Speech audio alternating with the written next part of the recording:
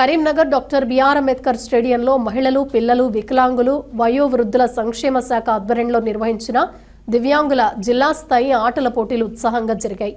కార్యక్రమానికి ముఖ్య అతిథిగా విచ్చేసిన జిల్లా కలెక్టర్ పమేలా సత్పతి పోటీలను ప్రారంభించి విజేతలకు పతకాలు అందజేశారు. Chess, carrom, running, shot put, javelin throw వంటి విభాగాల్లో అందులు, బదిరులు, శారీరక మరియు మానసిక దివ్యాంగులు తమ ప్రతిభను ప్రదర్శించారు. ఈ సందర్భంగా కలెక్టర్ మాట్లాడుతూ దివ్యాంగుల మానసిక వికాసం కోసం ఇలాంటి క్రీడా పోటీలు ఎంతో మంచివి. వారి మార్గదర్శకతకు కుటుంబాలు, సంస్థలు ముందుకు రావాలి అని చెప్పారు.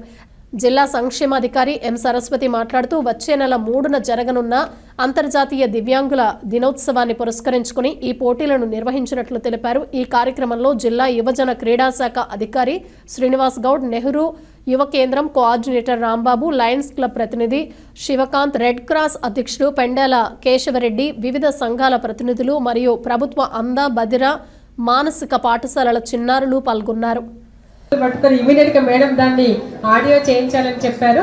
అది క్రమక్రమంగా ఎంతో చక్కగా అద్భుతంగా రూపుదిద్దుకొని ఒక వీడియో ఆల్బమ్ కూడా గౌరవ సీఎం గారి చేతుల మీదుగా రిలీజ్ చేసుకోవడం వల్ల దానికి ఎంతో ఒక ఆదరణ మరియు ఒక ఎస్పెషల్లీ పర్సన్ విత్ డిసేబిలిటీస్ కి ఎక్కువగా మన కలెక్టర్ మేడం గారు ప్రియారిటీ ఇస్తున్నారు.